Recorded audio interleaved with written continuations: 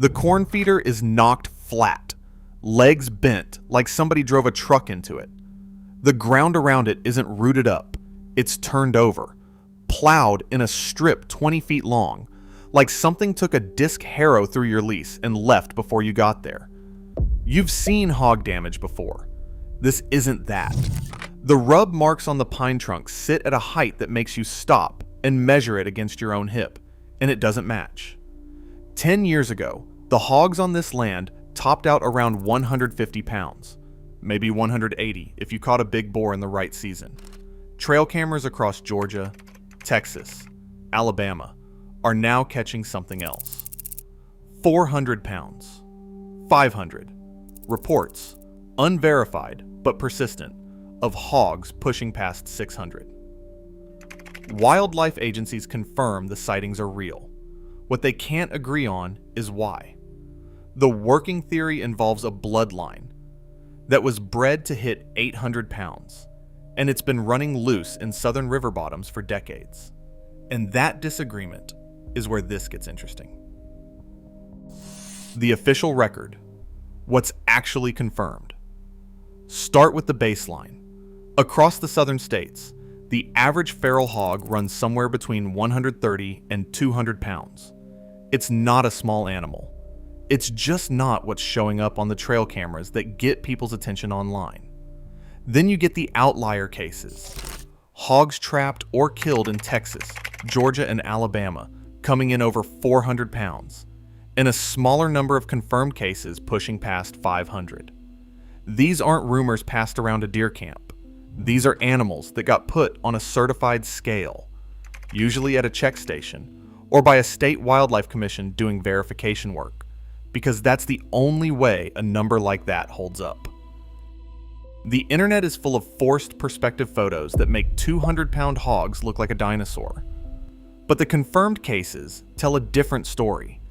And once you line those confirmed cases up next to each other, they share something. Not a location, not a season, but a pattern in where they trace back to. That pattern is genetic, and it's the first real clue to what's actually happening. The genetic wildcard, domestic pig DNA in the wild. So follow that pattern back, and it doesn't start in the woods. It starts on a farm. Feral hogs in the South aren't one clean species doing one predictable thing. They're the result of decades of escaped and released domestic pigs breeding with Eurasian wild boar stock that was itself brought over and turned loose going back the better part of a century. Some of that mixing was an accident. Some of it was deliberate. Either way, the result is the same. What's running through the pine bottoms and river cane right now isn't a pure animal. It's a mutt with two very different rulebooks written into its DNA. And those rulebooks don't agree on how big the animal is supposed to get. Take that a step further. A pure Eurasian wild boar has a ceiling. Lean muscle, a narrow frame, a body built by scarcity, because in the wild, food runs out and predators show up, so there's no advantage to carrying that much size. Domestic pigs never got that memo. They were bred for generations, for the opposite goal. Pack on mass, pack it on fast, and do it in a pen where nothing's competing for the trough. That's why a domestic hog in a controlled agricultural setting can hit 600, even 800 pounds. Not a fluke, not an outlier.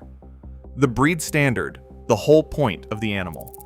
A Duroc boar on a commercial farm in Iowa hit 850 pounds in 2023. That bloodline is running loose in southern river bottoms right now.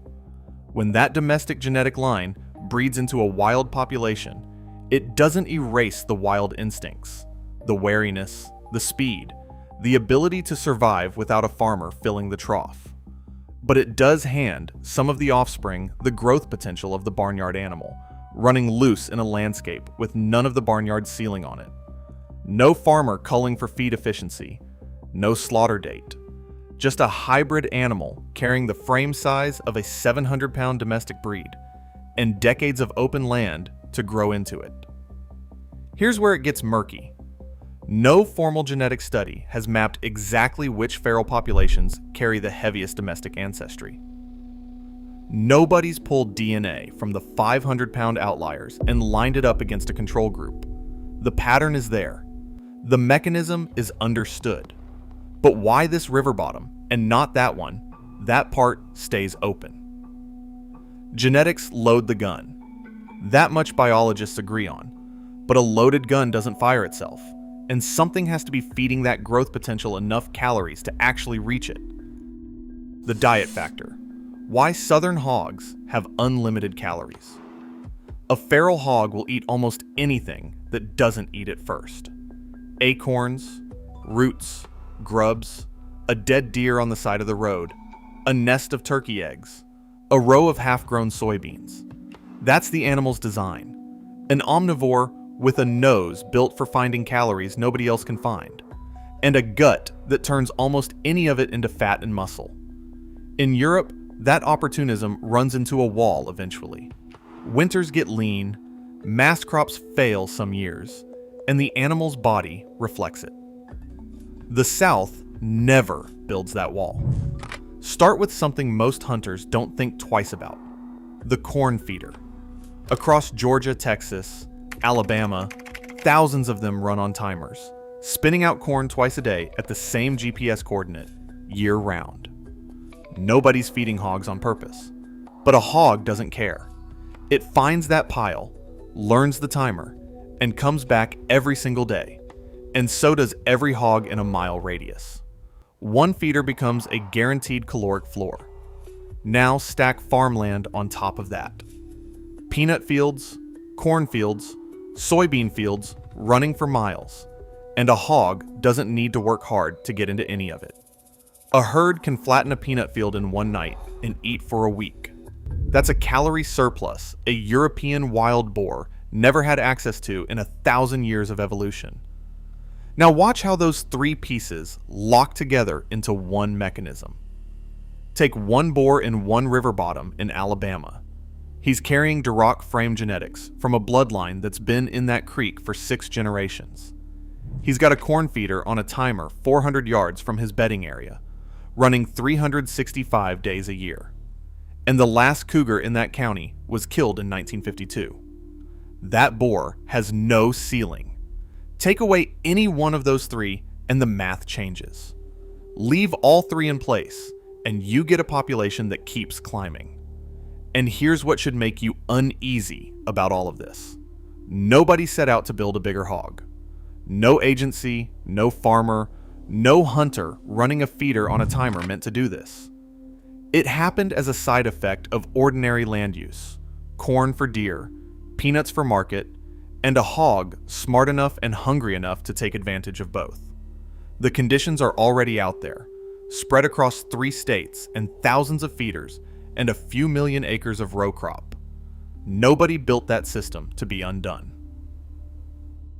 Why nothing stops them? No predators, no population control. So why doesn't something just cap this before it gets out of hand?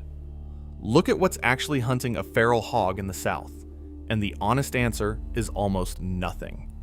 No wolves left to run a sounder down. Cougar range across most of these states is thin to non-existent. A handful of confirmed territories in Texas and Florida. Nothing close to the density it'd take to put real pressure on a hog population spread across millions of acres. Alligators take a hog now and then, mostly a small one that wanders too close to the water's edge at the wrong moment. That's not population control. That's an occasional accident. Now put that next to how a hog actually breeds, and the math turns uncomfortable fast. A sow doesn't wait for spring.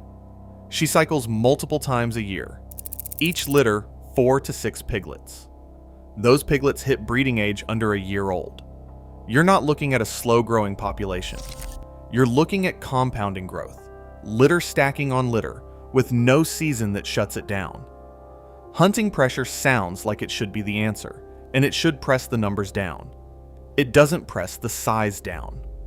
Here's why. Hunters, understandably, take the hog standing in the open at last light, the young one that hasn't learned yet to hang back. The wary boar, the one that survived a few seasons, doesn't offer that shot. He stays back. He keeps breeding. So the population that gets thinned is disproportionately the young and the careless, and the animal that's left standing to pass on its genetics is exactly the one you'd want gone. Older, larger, harder to kill, and now breeding with no competition from the hogs that used to crowd him out. A sounder settles into a river bottom and doesn't leave. Not because it can't, because it won't. Biologists call that philopatry, and in plain terms, it just means home is home.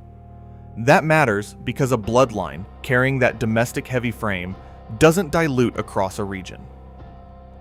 It concentrates. One river system, one stretch of land can hold a population bigger than the one 30 miles over.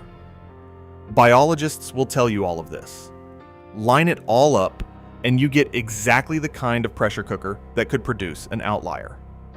What nobody's answered is the next question.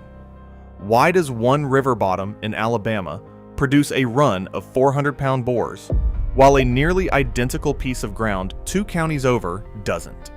Same lack of predators, same feeders, same hunting pattern, different result. That's the part that stays open. The open question. What wildlife agencies still can't explain. State wildlife agencies aren't shy about what they know. What none of them will tell you is where the next 500-pound hog is going to turn up. There's no model, no map, no predictive tool that says this creek system next, not the one beside it. Ask 3 different biologists and you'll get 3 different emphases. One leans on genetics, another on calories. But a third raises something quieter: age. Maybe genetics and diet are necessary, but not sufficient. And the real bottleneck is survival. A hog living long enough, undisturbed enough, to actually reach that ceiling. That third theory carries weight because of how rare it actually is for a hog to get old. Most feral hogs in the South don't see their 3rd birthday. They get trapped, hunted, or culled well before then. A hog reaching 6 or 7 years old is already a statistical outlier before you even factor in genetics or food. So sit with that for a second. It might not be one answer. It might be 3 conditions that all have to line up in the same animal, on the same stretch of ground. The right bloodline, the right calorie access, and the rare luck of going uncaught long enough to cash in on both. That's a 1 in 1,000 hog. And the South has 1 million acres of ground where nobody's looking for it. Nobody's built a way to track that alignment. Nobody's watching for it until a trapper hauls one onto a certified scale and the number comes back higher than anyone expected. Which means the South could be growing bigger hogs every single season, quietly, in places nobody's looking, and there'd be no way to know it. Not until the next one gets weighed. The record keeps growing, and the reason keeps slipping out of reach. That's the part worth sitting with. Not the weight on the scale, but the gap between what's confirmed and what's understood. If you've seen one. If you know a creek bottom nobody's checking, drop your state in the comments. Because the next record might already be on your land, and nobody's weighed it yet. And if this is the kind of mystery that sticks with you, subscribe.